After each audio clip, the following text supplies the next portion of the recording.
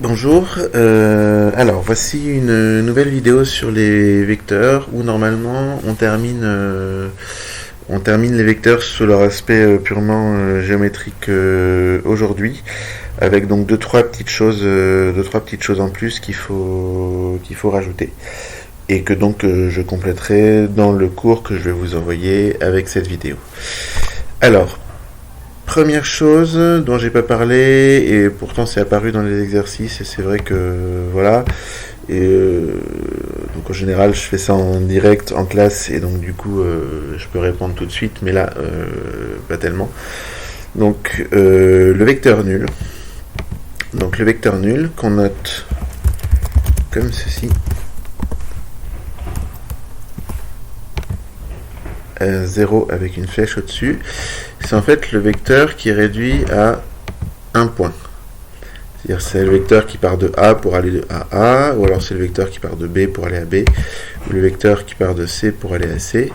C'est ce qu'on appelle le vecteur nul, c'est en fait quand on ne se déplace pas. Du coup, quand on avait... il y avait un exercice qui était donc qu'est-ce que c'est l'effet d'un déplacement par le vecteur nul. Et bien en fait c'est la figure reste à sa place. Voilà. En fait le vecteur nul il a un intérêt théorique à partir du moment où on fait des exercices où il y a besoin de faire du calcul vectoriel. Peut-être qu'on en fera un peu, mais je pense que je vais vous réserver ça plutôt pour le moment où on sera revenu en classe qu'à la maison, parce que c'est un petit peu plus compliqué. Voilà, donc ça c'est le vecteur nul. Ensuite, deuxième chose, l'opposé d'un vecteur. Alors l'opposé d'un vecteur c'est simple. L'opposé d'un vecteur c'est, par exemple, l'opposé de AB. C'est le vecteur donc qui a la même direction, qui a la même la même longueur, pardon, mais qui est de sens contraire. Alors je sais pas, j'ai pas testé, mais voilà. Donc là, ici, sur votre figure, sur la figure qui est ici, le vecteur V qui est là, c'est l'opposé du vecteur U qui est le vecteur AB. Et on va écrire que le vecteur U, V, pardon, est égal à l'opposé du vecteur U, et on le note avec un signe moins. Donc on note V qui est égal à moins U. Voilà. En fait, le moins veut dire qu'on change de sens. Donc, du coup, quels que soient les nombres AB, les points AB qui sont sur le plan, on va avoir moins AB égale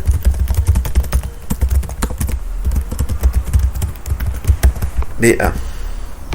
Pourquoi ? Parce qu'en fait, le vecteur qui a la même longueur que AB, même direction mais dans l'autre sens, ben, c'est le vecteur qui part de B pour aller vers A. Ça correspond exactement. Et non, je peux pas le déplacer. Par contre, AB, je peux le déplacer. Vous voyez, ça marche exactement. Donc de B vers A, c'est exactement le même vecteur. Voilà. Ça, c'est pour l'opposé. Ensuite, notion suivante, c'est quand on va multiplier par un réel un vecteur. Alors mettons par exemple qu'on a un vecteur, encore une fois, AB. Si on fait AB plus AB, en fait, on va rajouter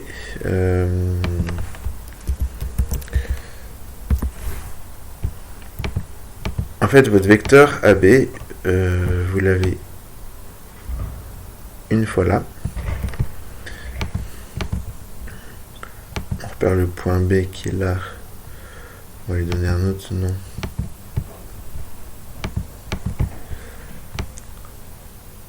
Voilà, on va dire C. Mais on va pas dire C, on va dire B'. Et donc ensuite, si on déplace une deuxième fois le vecteur U en le mettant, je vais y arriver. Non, il veut pas. Si on déplace le vecteur U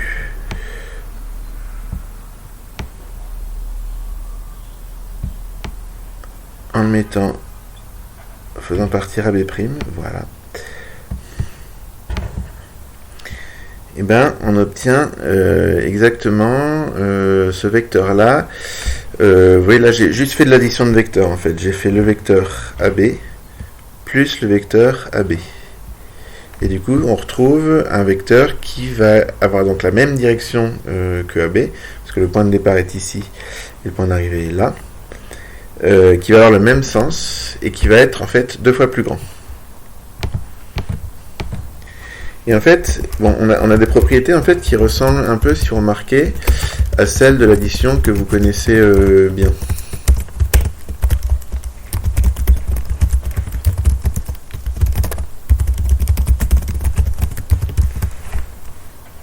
Voilà. Donc en fait, le vecteur 2AB, ça va être le vecteur qui va avoir même direction, même sens que AB, et qui va être 2 fois plus grand. Maintenant, si au lieu de 2AB, vous voulez... Si au lieu de 2AB, vous voulez 3AB, et bien vous faites 3AB. Et qu'est-ce que ça va être? En fait, ça va être le vecteur qui a donc même direction et même sens que AB, et dont la longueur sera 3 fois plus grande. Si vous voulez 4AB, ça va faire 4 fois plus grand. Si vous voulez 1,5 AB, ça va être 1 fois et demi plus grand. Si vous faites 5 fois et demi AB, ça va être 5 fois et demi plus grand, etc. Donc ça marche avec tous les nombres. Et voilà, en fait, c'est ça la multiplication d'un vecteur par un nombre. Et alors maintenant, si on multiplie AB par un nombre négatif, qu'est-ce qui va changer? Je pense que vous pouvez deviner ce qui va changer si on multiplie AB par un nombre négatif. Par exemple, si je veux faire moins 4 fois AB, on obtient, ça dépasse un peu l'écran, ça dépasse carrément l'écran même, on obtient le vecteur qui est donc 4 fois plus grand que AB avec la même direction et qui est de sens contraire. Voilà, qui est celui-là. Voilà. Et alors, à partir de là, une fois qu'on a fait ça, on va pouvoir faire des décompositions et des additions vectorielles.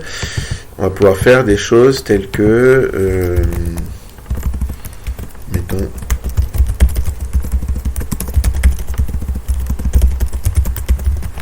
AB par exemple, moins 2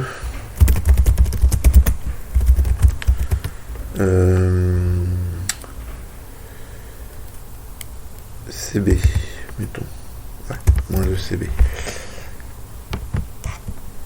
Alors si on veut faire ça, donc je place un point A, un point B et un point C.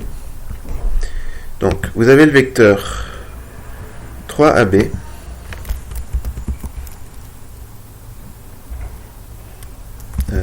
comment je peux faire ça? Oui. Donc le vecteur 3AB, je vais le faire partir d'ici. Donc le vecteur 3AB, il va être 3 fois plus grand. Donc ce que je vais faire, parce que le problème c'est que quand je trace 3 fois AB, il ne me laisse pas le choix d'où je le trace. Donc ce que je vais faire, c'est que je vais ruser un peu, je vais tracer la droite, je vais faire un cercle de centre A dont le rayon vaut 3 fois AB. Et donc, mon vecteur 3AB, il va arriver ici, au point D. Voilà. Donc, le vecteur 3AB, c'est celui-là. Maintenant, le vecteur moins 2CB, c'est pareil. Donc, CB, il est comme ceci. Donc, moins 2CB, je vais partir de C. Je vais faire un cercle de centre C et de rayon 2 fois CB, comme ceci. Je vais prolonger la droite BC, comme ceci. Et donc, mon vecteur moins 2CB, c'est celui qui va partir de C et qui va arriver à E. Voilà. peux effacer le vecteur W. Donc votre vecteur moins 2CB, en fait, c'est le vecteur CE. Et donc maintenant, si je veux faire le vecteur AD, 3AB, pardon, moins 2BC, moins 2CB, eh bien, il suffit que je mette le vecteur moins 2CB, qui est celui-là, au bout du vecteur... mince. Alors, on oublie ce que je viens de faire. Hein. Ah oui, c'est normal parce que le point C bouge, mais le point B bouge pas. Alors, comment je pourrais faire? Donc, en fait, votre vecteur AB moins 2BC, donc AB il est comme ça, moins 2BC il est comme ça, on déplace le vecteur moins 2BC au bout de D, comme ceci. Donc, vous avez donc 3AB moins 2CB. Et vous vous retrouvez au point F. Et donc au final, notre vecteur AB moins 2CB, ça va être le vecteur AF. Voilà. Alors, j'espère que c'est clair. Oui, j'espère que c'est clair. Donc je vais vous distribuer une feuille d'exercice où en fait, voilà, à chaque fois, vous allez devoir créer donc le vecteur 3AB, créer le vecteur 4BC, créer le vecteur 1,5 DE, et puis créer le vecteur 3BF, et puis mettre le vecteur 3BF au bout du vecteur 2AC, pour vous faire le vecteur 2AC moins 3BF. Et voilà. Et donc, c'est exactement ce genre de choses que vous allez faire. Et j'espère que l'exemple que je vous ai donné est clair. Si ça l'est pas, envoyez-moi un message. Demandez-moi plus de précision. Je peux refaire une vidéo éventuellement sur ce dernier point si c'est pas clair parce que c'est un petit peu cafouillé à un moment. Voilà. Je vous souhaite bon courage pour essayer de comprendre ça et à bientôt.